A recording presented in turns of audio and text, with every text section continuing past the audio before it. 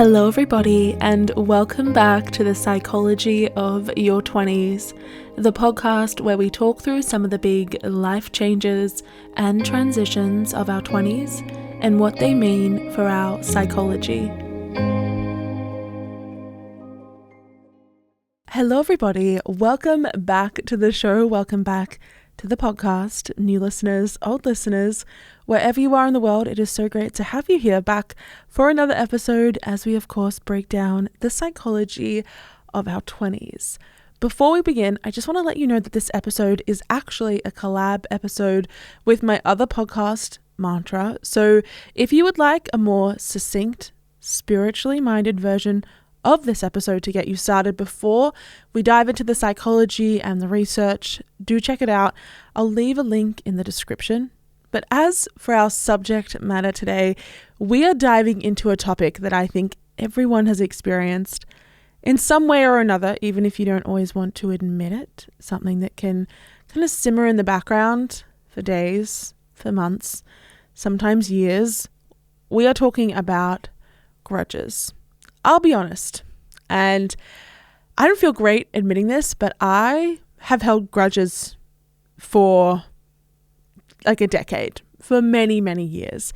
Even after a person is long gone from my life, even after I'm sure they have grown and they have matured, as have I, there is this lingering feeling of anger and resentment that has stayed and that comes up from time to time. The thing is, I know for a fact I'm not alone.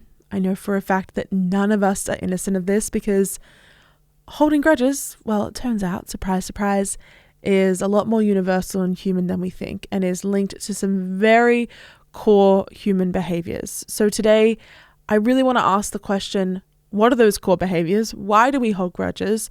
What purpose do they serve? And more importantly, what do they actually secretly reveal about our emotional needs, our relationships, and the story of our life that we are almost telling ourselves? Because underneath this resentment, underneath this kind of bitterness, there's usually something deeper and quite soft that we don't want to acknowledge. You know, there is a boundary that was crossed. There is a part of you that felt unseen. There is a story that you haven't finished telling, and that's why the grudge stays, even when it doesn't really seem to serve a purpose anymore. This part of you that has felt hurt or injured just really isn't ready to let it go, because they still don't feel like they have closure. And when we understand this lack of closure as a reason for our resentment and as a reason for holding on to grudges, we understand them a lot better and in a more complex way that goes beyond just forgiveness or black and white thinking. You know, this person was the villain, this person was the victim, this person was good, this person was bad. Nothing ever is that simple when humans are involved, and this topic is included. Grudges are included in that matter. So whether you are nursing a silent grudge or you're just trying to figure out how to stop feeling this kind of anger towards someone else, how to process the pain, if you're wondering, should I let go or maybe should I hold on a little bit longer, this episode is most certainly for you. Today, let's unpack the psychology of grudges and why they seem to matter to us. Stay with us.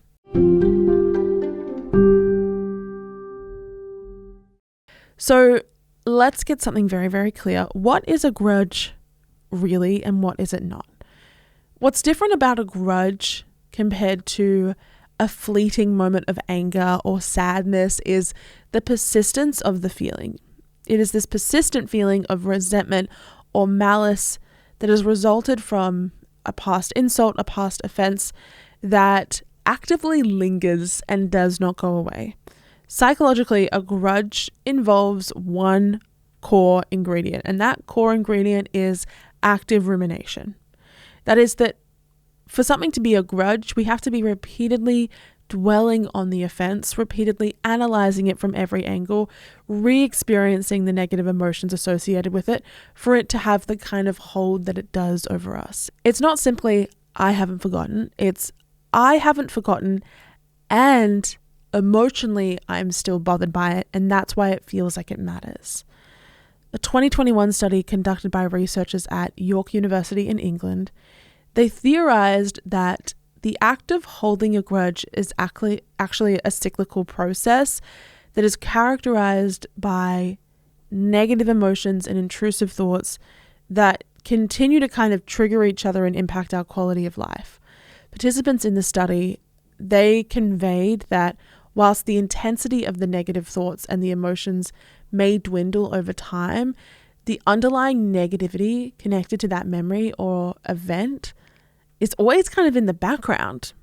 It is always ready to be summoned, like at any point. So whilst grudges don't necessarily have to be all consuming every single day, there is a negativity there that is lying dormant and is very much ready to be reignited when it feels like it's going to serve a purpose. So there are a few compelling reasons why our mind might default to holding on rather than letting go. The first is that some people just unfortunately have a harder time releasing resentment. It's just in their personality. According to research published in the Journal of Personality and Social Psychology, individuals high in neuroticism, which is a personality trait that's very similar to anxiety, they are more likely to ruminate on negative experiences, making it harder for them to move on or harder for them to reframe those events in a neutral light, meaning that they have a higher prevalence of grudges. A similar study also found that people with an insecure attachment style are also more prone to grudges, and also individuals with ADHD, particularly people whose ADHD presents itself through a strong sense of justice and fairness, or who have rejection sensitivity disorder, RSD, alongside their ADHD. I was reading about this on Reddit actually the other day, and it's a Reddit page for women with ADHD, and there were literally hundreds of individuals talking about small slights from years ago or decades ago that they just couldn't let go of, that they really wanted to. And all of them said it got worse when the ADHD symptoms got worse as well. So it seemed kind of connected to a larger cluster of things that were going on. Now, this is still an area of emerging research, but it could be one part of the explanation for you if you feel like, compared to friends, compared to relatives, grudges just sit heavier with you compared to them. On a more general level, I think the reason that humans in general seem hardwired towards remembering over forgetting is because our memory and our ability to recall specific events, it's not particularly honest or objective. It is highly selective. It is a strategically biased filter. We remember only what emotionally resonates with us, but we of course also only remember it from our perspective and through the lens with which we originally viewed or experiencing something happening. So there's no way to tell what the objective truth is. Your opinion is always going to be involved. We also tend to remember pain and negative experiences more vividly and more persistently than ones that are positive or ones that involve pleasure. So this is known in psychology, specifically in cognitive psychology, as a negativity bias. Almost all of us have this, pessimistic, optimistic, whatever you are. There is a part of you from an evolutionary standpoint that will always prefer to remember negative things over positive things. Think about it this way. It was much more important for you as an ancient human to know where the poisonous snake lived or to know where the predator lurked rather than to know where the berries grew. Yes, the berries are nice and they're lovely, but the snake and the predator, they are the thing that is really going to cost you. This was really crucial for our survival. Our ancestors who quickly learned from negative encounters were more likely to live another day. Of course, environmental information isn't the only thing that's important. Social information is also really valuable to us. So the dangers that may have been present back in ancient times are present in a new form. They're more present socially and through what we perceive as social threats. So if someone wrongs us, if someone does something that really hurts us, that feels not just painful, but threatening. And so it gets tagged in our memory storage system as a high priority. Because it has been tagged that way, it is encoded with a greater emotional intensity. It triggers stronger psychological response and is therefore in the future more easily recalled, especially when we encounter similar situations or we encounter similar people, or even when we just encounter internal triggers. Beyond just memory and the strangeness of our memory systems as humans, holding a grudge can feel like a vital act of self-protection. If someone hurt you deeply in the past, your mind might cling to that resentment as a really powerful psychological shield, but also as an emotional barrier that is designed to prevent future pain. It's often this very deceptive internal declaration that says, if I continue to be angry, it means that this isn't going to happen again, because I will be on guard and I will know to be prepared for it. Clinging to the grudge kind of ensures that you don't forget the bitter lesson that you learn from the injustice, and as a result, you continue to be hyper aware of future potential threats. So you save yourself. You stop yourself from being naive. You stop yourself from trusting too easily, and therefore you stop yourself from experiencing pain. It's actually quite sad when you think about it. One bad egg, one bad fruit, I think. What's the saying? One bad fruit spoils the whole bunch. One bad human who does something terrible might make you hypervigilant for the rest of your life. For some, I think it also, again, helps you reinforce a necessary boundary. The fact that the grudge is still there means that you'll never let this person back into your life because you have a constant reminder of how they made you feel. This can be a very genuinely adaptive behavior in the case of harmful or abusive relationships where, maintaining no contact is crucial for safety. However, this same mechanism can become maladaptive when it kind of keeps everyone out, when it stops you from letting there be new opportunities for genuine connection, for empathy, for positive healing experiences with people who aren't going to hurt you. While, the intention is undeniably perhaps a good one, and it is protective, I think the long-term effect can be profoundly self-isolating. We do possess a very primal need for justice. The thing that really contributes to this is what we know as the just world hypothesis. Basically, beyond just wanting to protect ourselves, we all kind of want to believe deep down that the world is fundamentally fair and that people generally, they get what they deserve. If they do bad things will come back to them. If they're good and kind, the world will be good and kind to them. When a profound or seemingly arbitrary injustice happens to us, when someone does something bad and they get away with it, it really shatters this comforting illusion, and that is what causes us to feel even worse and to perhaps question life in a way that's kind of distressing. Someone does something bad to you and they get away with it, suddenly you're thinking, what's the point of me being good? If they get to be awful and still get a good life, why am I trying so hard to be good? Wouldn't it be easier to just not care about other people? Wouldn't it be easier to just not be good? Obviously, we don't all want to think that way. So holding a grudge can be kind of a subconscious antidote to that discomfort. Me holding a grudge, me not forgetting, that is their punishment. That means that karma has worked because there is this lingering thought that I have about them that is sitting over their head. We feel like the world is fair again because somewhere in your brain, they haven't gotten away with it. So in some ways, holding a grudge can be a very desperate, if ultimately futile, attempt to return the world to how you think it should operate and how, we want it to operate. It returns a very fragile sense of internal order. I think potentially the most deceptive reason, and one of the final reasons we hold onto grudges, comes from the fact that it provides a sense of control. And that's where all these explanations are kind of leading.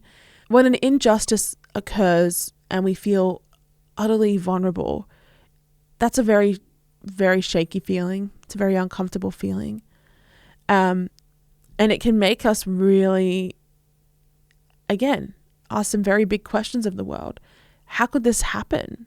You know, how does this person get to hurt me and get away with it? How was this allowed to occur? Do I really have any sense of control?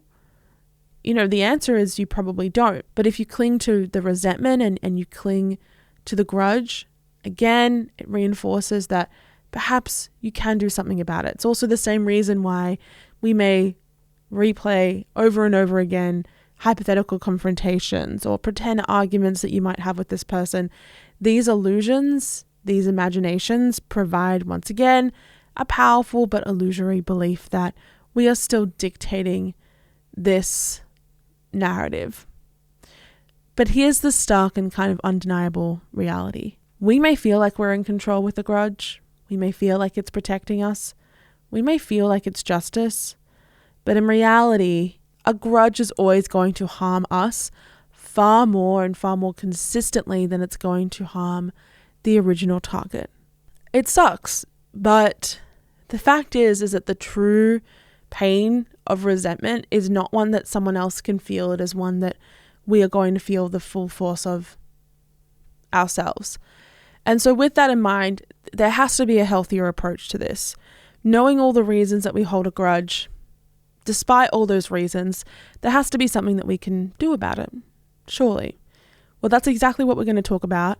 We're also going to talk about, again, how the resentment and the pain of a grudge does actually physically harm us and why that's something to be aware of when you find yourself stewing after this short break.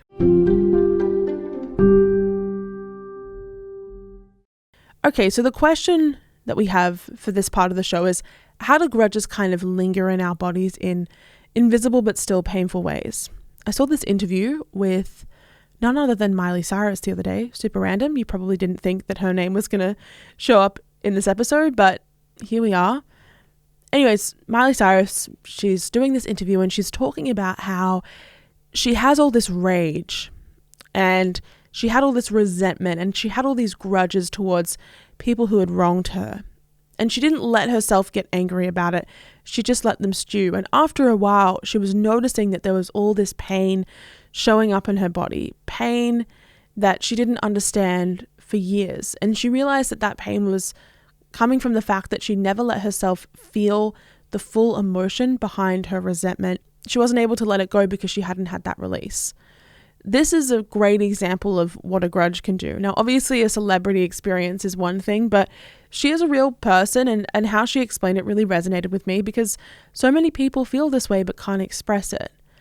She had the platform to be able to explain what she was experiencing, and what she's experiencing, it's called somatization, and it's a term that has been around for over 100 years, and it describes how our body actually harbors, feels, and is pained by emotions we don't release, i.e. a grudge, i.e. back to what we're talking about today. There was a paper written about this a few decades back, actually in the late 90s, so a little bit dated now, but still relevant, and it talks about this exact experience and all these instances where medical professionals will encounter someone who has chronic pain, who is suffering, and they'll do all the blood work, they'll look at all the obvious biological signs of stress and of pain, and there aren't any. There is no reasonable explanation for it. But then this person goes to therapy. This person starts talking about their rage, starts talking about their resentment, starts talking about the pain of their past, and their physical condition improves. And these cases have always kind of shocked doctors because they're like, what are you talking about? Like, surely you must be taking some kind of medication. Surely you must you must be exercising differently. Something else must be happening. But the thing is that they were looking at chronic pain as purely a physical thing, when at times it can be an emotional thing. When you hold on to a grudge, you constantly replay an offense, and all that rage, all that anger, all that fear and frustration and sadness, it comes rushing back to your body. And so your body is going to respond as if you are in a perpetual ongoing state of threat. There is this very interesting idea that your body actually can't tell the difference between its imagination and what's happening in real time, or an idea or a vision that you concoct for it and a real offense. And so just thinking about a previous grudge or a previous thing that happened to you that hurt you is equally as triggering as that thing happening to you right now. Because this relentlessly activates your fight or flight system, a very ancient stress response, you start to really feel it in your body. I know when I think back to, a time that I was hurt, I feel it like in the center of my chest. I feel it like a balloon, that it's getting so big in like my chest cavity that I can't burst it, but it won't go away. Like it's a tightness. It's every single one of us can describe this pain. If you think about someone who has harmed you in the past, you feel a sudden tightness in your jaw, you feel adrenaline, you feel this rising in your chest. Like there are physical reactions to things that we think only exist on an emotional plane. You know the phrase, holding on to anger is like drinking poison and expecting the other person to die? This is where it is incredibly relevant. In essence, carrying a grudge is keeping your body in a state of stress that it's only meant to be in temporarily. And we continue to keep it in that state for years. You think that by holding the memory of this past offense, you're hurting someone else or you're making sure they're not getting away with it, but they actually don't know how you're feeling. Like you are not actually inflicting any kind of pain or suffering on them because they don't know. You're the only person who is suffering is you. It's experienced solely by you. And beyond these physical impacts, grudges also act as invisible emotional shackles. Because they involve such a great deal of rumination, this anchors us to a painful past, and it actually affects our capacity to connect with new people. In one study published in 2021, research conducted very in-depth interviews with dozens of people about the grudges they held and who they felt had harmed them in the past, and they found that almost all of them had seen some lingering effect of this feeling on their current relationships, on their friendships, on their quality of life, and on how much they chose or could trust other people. Many of them also spoke about being trapped by their grudge. This emotional stuckness is often caused by this lack of resolution. If a grievance is never communicated, or if an apology is never delivered, or if it feels unsatisfactory, the wound remains wide open. As humans, we are such weird little creatures in that we hate stories that don't have an ending. We can't deal with it. That's why it's a whole genre of like uncomfortable TV and uncomfortable movies is movies that don't have endings, because it just feels so like weird to us, very naturally weird. Holding a grudge is a story that has not ended. That is why it feels so emotionally painful. Even if they have died, even if we haven't seen them in years, that doesn't matter, because to us, the wound still feels like it happened yesterday. That's what means we are unable to move on. Often when we experience these emotional reactions of suddenly being angry 10 years later, suddenly feeling a sense of or a desire for revenge months after the fact, when we feel that, we can be like, oh my God, I'm so immature. Why can't I just like let this go? Like, what's wrong with me? Am I a bad person? That's not the right way to think about it. This is actually a very valid and natural human response. It is a signal that a boundary has been crossed, that an injustice has occurred. It's this thing though that it's not your fault, but now it has become your responsibility. And how you deal with it from here on out actually has nothing to do with the other person and everything to do with you and how you want to continue living your life. Of course, this is absolutely easier said than done, especially if we haven't been taught how to do this, especially if there's unprocessed pain, especially if you think there is an ongoing threat. But we do have to learn how to shift this narrative from a grudge being about another person to being about ourselves. And we have to shift our ability to deal with the grudge from being like, this person needs to take responsibility, this person needs to feel pain, to I need to allow myself to feel peace. And I actually owe it to myself to move beyond this in spite of them. We can start by, firstly, like we've spoken about before, letting ourselves be angry. Anger and rage have been painted as such impolite and dirty emotions. Like they're a sign you can't emotionally regulate, and they're a sign that you are just unbridled and you're going to go off at any given point. Actually, letting yourself feel angry is a sign of emotional regulation. Letting yourself just be upset in a safe way is how you stop an emotion from making its home inside of you and staying for decades. I think especially for women, I wish we would just let ourselves get fucking pissed every now and again and not try and silence what that might mean, and not try and silence ourselves because we think it makes us a bad or unhinged person. There are plenty of ways to express anger in a way that is very productive, very healthy, and very safe. Firstly, you can just scream it out. I remember when I was at university, there was this creek behind some of the old dorm rooms, like at my college on my campus. And at night, like I have this distinct memory of me and my friends going down there. And I think some guy had just broken up with one of my friends, and someone was dealing with some terrible man and some terrible teacher, whatever it was. And we just all screamed. We just screamed. I hope there was no one walking around there who thought that we were distressed, but we were we just got to let it out. And it was definitely an angry scream, not a fearful scream. And it was euphoric. It felt amazing. It felt like we were high. Boxing classes as well, such a good outlet. Manual labor.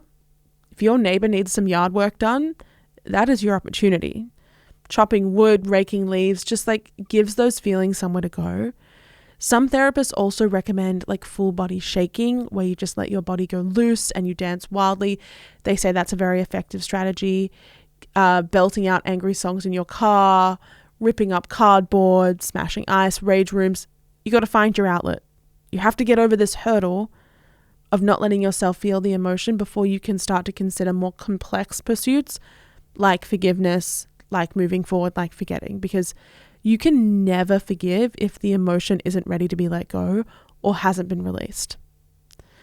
Let's talk about forgiveness now. I feel like I've been dancing around this topic because I know it's somewhat controversial. I said this in our episode over on mantra, but there is still no consensus within our society about whether it's better to hold on forever, forgive but not forget, forgive and forget.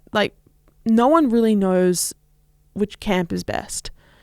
Personally though, I've talked about this before, I think that forgiveness is a form of self-care.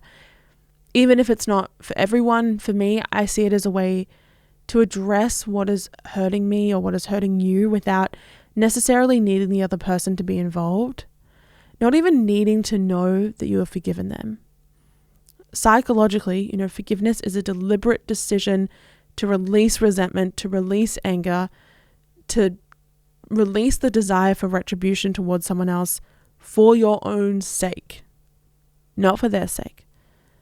Because you understand that the burden, for not forgiving is going to be greater. It's an internal shift from, I think, an emotional state that is dominated by punitive emotions like anger and hatred and revenge to one characterized by more positive or at least neutral emotions like peace, the acceptance of reality, and even in some cases compassion. Now, let's get very crystal clear that forgiveness is not condoning the offense. It is not excusing the person's actions. It's not erasing the memory of the discomfort that they caused. There is a big difference between forgiveness and reconciliation, right? Forgiveness is internal, reconciliation is external. You can totally forgive someone without ever having to interact with them again. In the cases of abuse, repeated betrayal, ongoing harm, forgiveness is perhaps a possible act. Reconciliation will maybe never be a possible act. That's the real difference here. Because your primary responsibility is always going to be your own safety and your own well-being and establishing healthy boundaries. It doesn't mean that what happened was okay, and it absolutely doesn't mean that you have to be friends with this person. It just means that you are allowing yourself to be okay with the fact that it did happen, and you're releasing the burden of the grudge. Forgiveness also cannot be forced. If you're not ready, or if the act of trying to forgive actually causes more distress, it's okay to wait or to focus on other things or other coping strategies first. I think it's irresponsible for someone to approach someone else's pain by saying there is a timeline for forgiveness and you are behind on that timeline when that person hasn't experienced what you've been through. You may never forgive it all, and that's okay, but it is a gift to yourself if it's one that you feel you're capable of delivering. And I hope you realize that if the time is ever right for you, if you ever want to forgive the other person, they're not going to benefit from that. This isn't a gift for them. Like, again, it's a gift for you. There is this researcher, his name is Everett Worthington. He's a leading expert in forgiveness. And he really emphasizes that the essence of this is about finding peace from the pain of the past, not forgetting that it didn't happen or not pretending that it didn't happen. And research findings will at least tell you it does improve how you're feeling and it can lessen the emotional pain. For example, a 2023 study looking into the effectiveness of an intervention to promote forgiveness randomly assigned 4,500 participants to either engage in exercises of rewriting their own story from their perspective or just to all out try and forgive someone else. And what they found was that the easiest way towards forgiveness is recognizing the role that you did not play in this happening and recognizing that the story was written by someone else and rewriting it or rewriting the ending in a way that feels better for you. And research will constantly say, like, when we do it this way, when we focus on, I don't know whether there was a lesson in that, whether there was meaning for us, when we focus on the fact that we had no responsibility in it, this is significantly linked to lower levels of anger, lower depressive symptoms, lower levels of anxiety, improvements to sleep, less stress, the sense of feeling lighter, all things that I think that we can advocate and that we want for ourselves. It also just frees up so much mental space to focus on other things. And it means that actually the other person hasn't won. They haven't won by being able to sit in your brain for longer than they deserve and to being able to make, a home in your mind. You have won because they have done this terrible thing. You have accepted that you can never understand why they did that. And yet you have still chosen to choose peace. And that means you have won on a whole other dimension. At least, I guess that's kind of how I see it. So I think to give you a quick guide to how we actually do this, I think there will be good days, there will be bad days. First, the most foundational step isn't to force forgiveness. It's just to acknowledge that something happened, and it's to acknowledge that it was unfair and that you do have anger towards it, and just consciously kind of respect that anger needs somewhere to go and that is completely valid. Next, be honest with yourself. When no one is watching, when no one is around you, do you feel like this emotion is actually making you feel better, or is it making you feel worse? Do you feel like the energy you're pouring into holding this grudge is worthwhile? Is it consuming you? Or is there a part of you that does maybe want to live without it? Maybe part of that is also recognizing what the grudge has robbed from you already. Recognizing this personal cost can also really help motivate you to find an approach that works. When we then start to ask ourselves, what does this grudge represent, is where we really have those breakthroughs. I've noticed that often a grudge isn't about the event itself, but it's about what it symbolizes. Someone rejects you, you hold a grudge against them, but it's not because they rejected you. It's because perhaps it touches on a deeper story you're telling yourself about your worth, whether you deserve love. Maybe someone betrays you, and yes, that sucks, but the pain really comes from the fact that you couldn't see it coming, and maybe that means that you're not able to protect yourself and that you don't feel safe. Maybe someone bullied you as a child and you couldn't let it go. It's not really about them. It's about the fact that maybe when you were younger, you didn't feel protected and you didn't feel like you could help yourself. There's always something beneath the surface. What is the story that this grudge is keeping alive about who you are as a person, or who you have been? And here's a layer of forgiveness we often overlook, but this is where it's absolutely vital. We need to also, in some ways, forgive ourselves. When we hold grudges against others, we frequently, I think, also harbor a silent, corrosive grudge against ourselves. We might replay our own role in the past hurt, even though we don't have a role, we might ask very agonizing questions like, oh, how did I let myself get treated like that? Why didn't I speak up? Why did I trust them? When in fact, like, this self-condemnation has no place here. Like, you were not weak. You were not foolish. This criticism towards yourself is getting you stuck, not just within the grudge, but it's getting you stuck in a place of self-blame that is not helpful. Forgiveness towards someone else requires an act of kindness and understanding towards ourselves, and recognizing that you did the best you could with the knowledge and the emotional resources that you had at the time. Finally, and this might sound controversial, I know I'm probably going to get pushback, but ask yourself, if the roles were reversed, if this was me, would I want forgiveness? Would I want someone to understand the reasons or decisions or just plain stupidity that drove someone to do this thing? If I had done this, would I want someone to forgive me? If the answer is yes, it's the easiest answer we can get, then I think that acknowledgement can make it easier for you to have compassion for that other person, but also compassion for yourself. If the answer is no, that's sometimes just as liberating, because it reconfirms that you could never be like them. You could never stoop that low, because you are moral and kind and responsible and good. And because you possess those traits and they don't, you have won. You are officially the better person, full stop.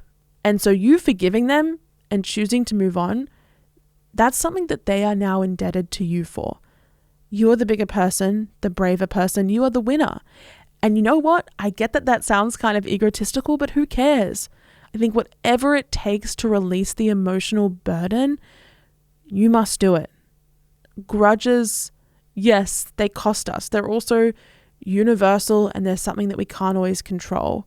There is some deep ancient psychology that wants to keep you trapped in a bad thought, in a bad memory, in a bad time. But you also have agency, and you have power to rethink whether that is beneficial to you. Rethink, hey, is this actually helping me or harming me? And making that decision. You know, as much as I have given you advice and I have opinions, maybe you don't want to forgive someone. Maybe the anger fuels you. Maybe it feels nice. Maybe you aren't dealing with the consequences of this like other people are. And if that's the case, that's entirely okay. I think this is such an intimate and personal kind of conversation, because it is going to differ for everyone. But if a grudge is costing you anything, I think it's important to reevaluate whether that's something you want to give up, and whether you're willing to pay your dues to the grudge, or it's time to let it go. So I hope this has been a nice introduction into how you can do that, into the psychology behind it. I feel you, I get you. There are grudges that I'm still trying to work through. I don't know, I was thinking about this the other day. Like, when I was like 7, there was like this group of girls who bullied me as a kid, and I like saw one of them the other day and I was immediately angry, and I was like, what the heck? Like, that was 2 decades ago. This person has changed a lot, but grudges are irrational. So as much as I'm sitting here preaching, there is still stuff I need to work on. And so hopefully you understand that this advice is also coming from someone who is imperfect and is struggling with just as much as you are. But I hope we were able to kind of learn something together. You can also share this episode with someone else if you feel like it's something they may need to hear. Share it to your Instagram if you want to give someone a silent message that maybe you're not over something. Just kidding, that's unhealthy. Maybe don't do that. And make sure you leave us a 5-star review on Apple Podcasts, Spotify, wherever you are listening. It really does help the show to grow, to reach new people. Hopefully this episode will reach more people who need to hear it. Maybe not. Maybe it just sticks with us. But if you have made it this far, leave a little emoji down below of what a grudge kind of represents to you, what it feels like in your body, what it feels like in your mind. What's a visual way that you can kind of deliver that or show that feeling? I also want to thank Elizabeth Colbert, our researcher, for her assistance on this episode. And until next time, stay safe, be kind, be gentle with yourself, and we will talk very, very soon.